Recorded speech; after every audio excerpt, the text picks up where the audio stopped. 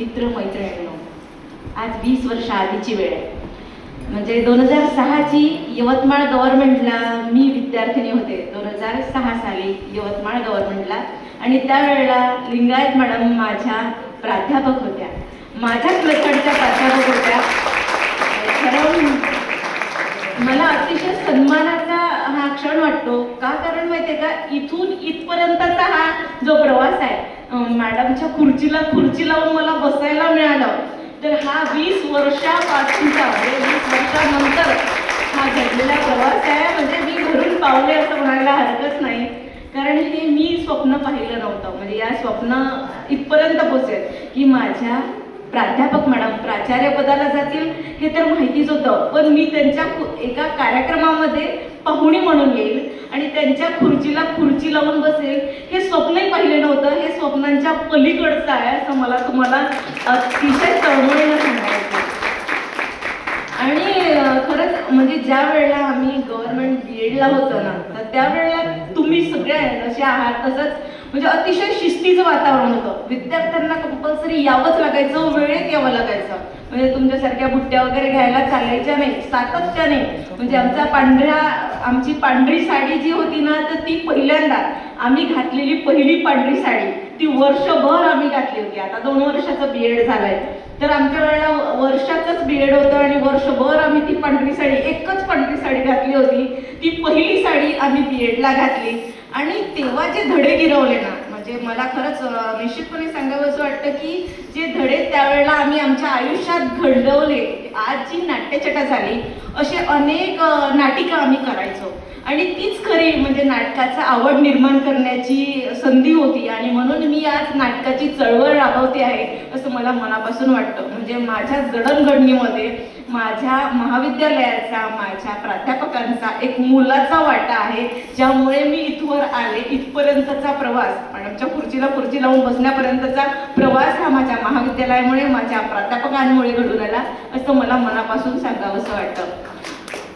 आणि घेण्यासारखं खूप आहे. BEd म्हणजे अशी आहे एक सुवर्ण संधी आहे. तुम्हाला करण्यासारखं, शिकण्यासारखं प्रचंड असतं, पण मनापासून करावं लागतं, नियमित यावं लागतं, शिस्तीने वागावं लागतं. ही शिस्त जरी वाटत असली तरी ही आपल्या आयुष्याची जन्मभराची शिदोरी आहे. आणि आजचे जे प्राध्यापक आहे ना, आज ज्या ठिकाणी तुम्ही आहात, आजचे जे शिक्षक आहेत, उद्याला तुम्ही बाहेर जाऊन म्हणजे तुम्ही तुमचं क्षेत्र निवडलंय, तुम्ही ठरवलंय की आम्ही BEd केलं म्हणजे आता तुम्ही शिक्षक होणार आहात. आणि हीही बाजू आहे की तुम्हाला शासकीय नोकऱ्या किती मिळतील. त्यामुळे तुम्हाला शासकीय नोकऱ्यांव्यतिरिक्त जर काही घडायचं असेल किंवा इतर ठिकाणी जर नोकरी करायची असेल, आणि करावंच लागेल ना, तुम्ही शिक्षक म्हणून निघणार आहात बाहेर, तर झालंय तुमचं 1-2 वर्षामध्ये तुम्ही शिक्षक झाला. आता शिक्षक झाल्यानंतर आपली जबाबदारी काय आहे, ती जबाबदारी प्राधान्याने लक्षात घ्यायला पाहिजे. हजारो महाविद्यालये झाली आता महाराष्ट्रामध्ये, त्यातून हजारो शिक्षक बाहेर पडत आहेत. तुम्हालाच कोणी का घ्यावं, तुम्हालाच कोणी का घ्यावं, याच्यासाठी तुमच्यामध्ये सर्वांगीण गुणवत्ता असणं महत्त्वाचं आहे. तुम्ही प्रामाणिक असणं महत्त्वाचं आहे. तुम्ही तितक्याच तळमळीने विद्यार्थ्यांना शिकवणं गरजेचं आहे, तरच तुमचं प्राध्यापक म्हणून, शिक्षक म्हणून नाव निघेल. अन्यथा तुम्ही जर का सरळ फक्त कामाशी काम ठेवलं आणि विद्यार्थ्यांना पोटतिडकीने शिकवलं नाही, तर एक शिक्षक म्हणून तुम्ही अपयशी असाल किंवा तुम्हाला कोणी घेणार नाही. जसं सध्याच्या काळामध्ये इंग्रजी शिक्षणाच्या शाळा ज्या आहे, इंग्रजी माध्यमाच्या शाळा, प्रचंड शाळा आहे. आणि त्याची गरज काय आहे, मराठीसोबत इंग्रजीचं अध्ययन करणं, इंग्रजी विषयाचे धडे गिरवणं ही अत्यंत महत्त्वाची गरज झालेली आहे. त्यामुळे ते धडे गिरवण्यासाठी तुम्हाला आवश्यक असणारी पात्रता मिळवणं गरजेचं आहे. मराठी आणि इतर विषयाचा, इंग्रजी विषयाचं ज्ञान जर का असेल तर तुम्ही TET जरी पास केल्यानंतर शासकीय सेवेत जाल, पण त्या जागा किती, आणि इंग्रजी माध्यमांच्या प्रचंड शाळा, त्यामुळे तुम्ही रिकाम्या राहणार नाही याची शाश्वती आहे.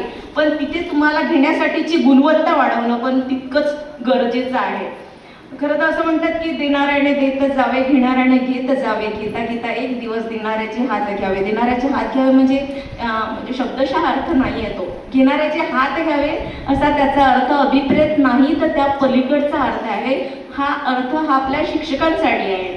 म्हणजे खरं तर आपण आता आपल्या शिक्षकांनी, प्राध्यापकांनी आपल्याला दिलंय, आता तुमची गोष्ट आहे, आता तुमची बारी आहे की तुमचं देण्याचं कर्तव्य, म्हणजे तुम्ही देणारे हात बना. आतापर्यंत तुम्ही घेतलंय, या महाविद्यालयामधून बाहेर पडल्यानंतर तुम्ही देणारे बना. म्हणजे तुम्ही त्या विद्यार्थ्यांना इतक्या पोटतिडकीने आपुलकीने शिकवा की त्या शिक्षकांचं विद्यार्थ्यांनी बाहेर गेल्यानंतर आम्ही तुमच्यामुळे घडलोय असं म्हटलं पाहिजे. अशी जडणघडण स्वतःची व्हायला पाहिजे. त्याच्यासाठी गरजेचं आहे की सातत्यानं येणं, तुमच्या तासिकांना हजर राहणं, विविध उपक्रमांमध्ये सहभागी होणं, आणि इथे होणारा प्रत्येक जो कार्यक्रम असतो असं वाटतं आपल्याला की या गोष्टी सहज आहे, घडताय, होत आहे, पण नाही. आपल्या व्यक्तिमत्वाचा विकास घडवणाऱ्या या अत्यंत महत्त्वाच्या आणि मोलाच्या गोष्टी असतात. त्यामुळे शिक्षकाची जबाबदारी ही इतर कोणत्याही व्यावसायिक क्षेत्रापेक्षा जास्त आहे असं मला मनापासून सांगावंसं वाटतं. काय आहे की एक आई आणि बाबा यातला एक फरक मला नेहमी जाणवत राहतो की बरेचदा आपण एखादी गोष्ट सांगितली नाही तरी आईला कळते. म्हणजे आपल्याला काय हवंय हे आईला कळतं आणि आपल्याला काय पाहिजे हे वडिलांना सांगावं लागतं. म्हणजे आपली जी बॉन्डिंग असते ती आईशी जास्त असते आणि तिला कळून जातं की याला काय पाहिजे आहे. म्हणजे ती वस्तू तिच्या डोक्यामध्ये फिट असते की याचं काय आहे, याला काय हवं आहे, हे शब्दांची गरज नाही. वडिलांना जेव्हा सांगायचं असतं तेव्हा शब्द लागतात. तर ती जी भूमिका आहे ती शिक्षकाची आहे. आपल्या शिक्षकांनी आपल्या विद्यार्थ्यांना काय अपेक्षित आहे, आपला विद्यार्थी कुठल्या पात्रतेचा आहे आणि त्याची गरज काय आहे हे लक्षात घेऊन शिकवणं गरजेचं आहे. आणि त्यासाठी आपण स्वतः चांगल्या पद्धतीने घडणं अत्यंत महत्त्वाचं आहे असं मला सांगावंसं वाटतं. अनेक संधी ज्या आहेत त्या आपल्यापर्यंत येतात. म्हणजे अनेक क्षेत्रामध्ये आता जशा वेगवेगळ्या क्षेत्रामध्ये वेगवेगळ्या ठिकाणी व्यावसायिक गुणवत्ता असणारे विद्यार्थी निघतात आणि अनेक कॉलेजेसमधून अनेक शिक्षक पण बाहेर पडतील. पण तुमच्याकडे आलेल्या संधीचं सोनं करणं ही तुमची महत्त्वाची जबाबदारी आहे. आणि ही जबाबदारी जर का तुम्ही पार पाडली तरच तुम्ही उत्तम शिक्षक होऊ शकता. त्या संधीचं सोनं करा, त्या आलेल्या प्रत्येक गोष्टीचा स्वीकार करा. बरेचदा काय होतं, पूर्वी संधी असायच्या का हो?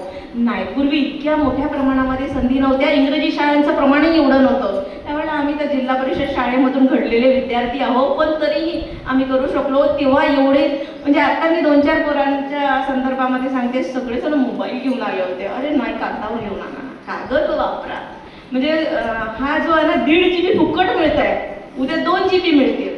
तुम्हाला 1.5 GB मिळतंय आता फुकट, उद्या 2 GB मिळेल. पण तुमच्या मागे राहिलेल्या स्वप्नांचं काय?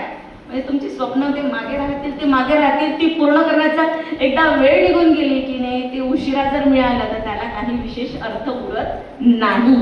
त्यामुळे शिक्षकांची जबाबदारी ही मोलाची आहे, महत्त्वाची आहे असं मला प्रकर्षाने सांगावंसं वाटतं. प्रयत्न करत राहा. म्हणजे यशाला कधी शॉर्टकट नसतो. मला आज तुमच्या महाविद्यालयामध्ये येऊन माझा 20 वर्ष आधीचा जो काळ होता तो आठवला की मी काय होती, मी कशी घडले. म्हणजे मी एक साधीसुधी होती, पण मी अभ्यासू होते आणि सगळ्या गोष्टीमध्ये पुढे असायचे, सगळ्या गोष्टी करायला आवडायच्या. मला नाटक करायला आवडायचं आणि ते नाटक करायला आवडायचे, त्याच्यामुळे ती एक आवड अशी होती की मी त्याच्यामुळे पुढे नाटकाचं शिक्षण घेतलं. माझे यजमान पुण्याला असल्यामुळे आणि महाराष्ट्रातून नाट्य क्षेत्रामध्ये पहिली आले होते. खरं काहीच नाही, म्हणजे मी प्रामाणिकपणे सांगते, मी ग्रामीण भागातली शेतकऱ्याची मुलगी होते आणि त्यावेळेला एवढ्या सुविधाही नव्हत्या. आता जसं गुगलला विचारलं की हा कोण आहे, तो कोण आहे, इतकं पटकन त्याची उत्तरं मिळतात. त्यावेळेला इतकं सहज नव्हतं. मोबाईल आमच्याकडे BEd झाल्याशिवाय आले नाही. उलट मला ती अतिशय अभिमानाची गोष्ट